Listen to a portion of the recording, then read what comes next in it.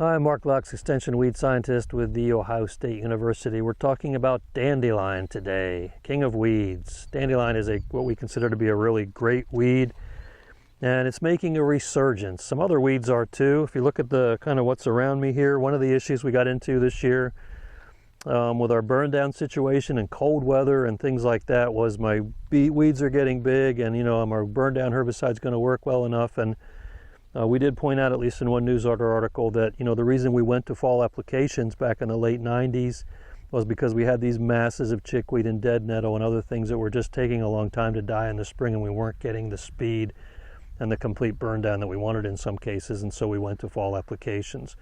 We've kind of gotten away from fall applications lately, partly by accident and partly on economics, and partly because we have some systems like the Extend system and the Enlist that people consider probably good enough that we may not need a fall application. But there are always consequences of when we change the system up. And one of the consequences of not doing a fall application every other year or something like that is we tend to have an increase in the population of those weeds, and it makes our spring burn down situation more difficult. Something to keep in mind. Dandelion falls into that category. We've cycled on dandelion several times in my career here. If any of you have done this long enough, you remember back in that same time period, late 1990s into the 2000s, we had a lot of dandelion.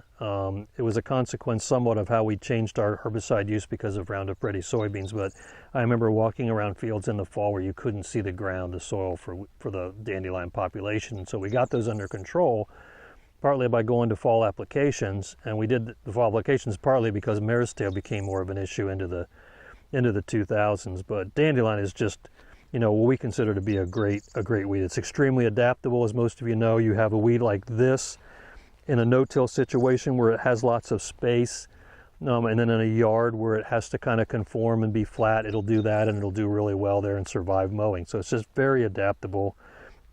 What it does over time, of course, is a plant like this gets a very big taproot. Anybody who's tried to dig out a dandelion, even in your yard, knows it gets a pretty good root on it, and it's hard to do that. And this is a plant that just is really well established with a big taproot. And so when you start looking at control of a plant like this, especially as we reduce the number of applications and don't do fall herbicides and things like that, and then we expect, whatever we're spraying to be able to control a plant like that, relative to a very small seedling plant. And there are seedling plants here around my feet. There's some right over there also. So we have seedlings coming up which would respond pretty well to a number of different herbicides. This one really won't. So when we start hearing people say, well, I have resistance in dandelion to herbicide X because I can't control this one. I used to get control of dandelion. One of the reasons for that is as we've modified our system, dandelion gets a foothold and they survive. They get a bigger root, they come back stronger the next year, and they just get to be more and more difficult to control.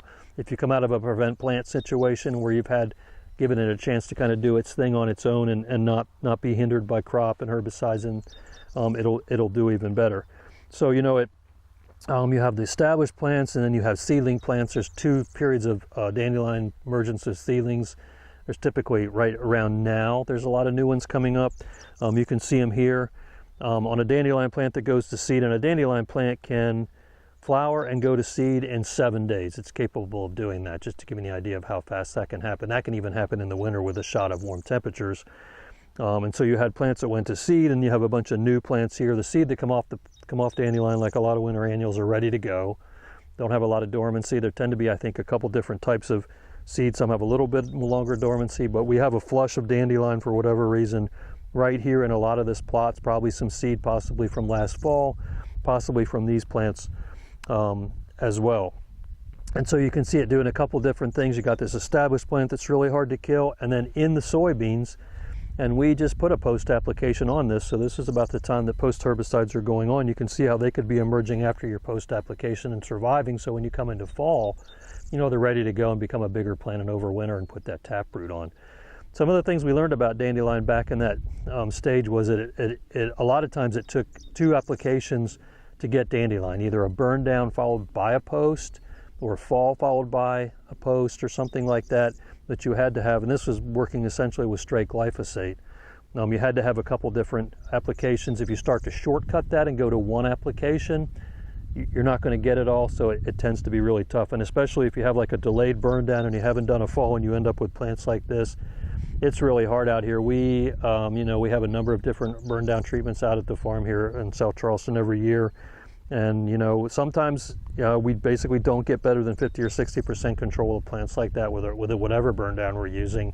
And then it just takes off. You haven't done a lot to that plant. Other times, if they're not that big, we can get 80, 90, 80, 95% control and kind of hammer it, with something like dicamba, which has a lot of activity on it in the spring.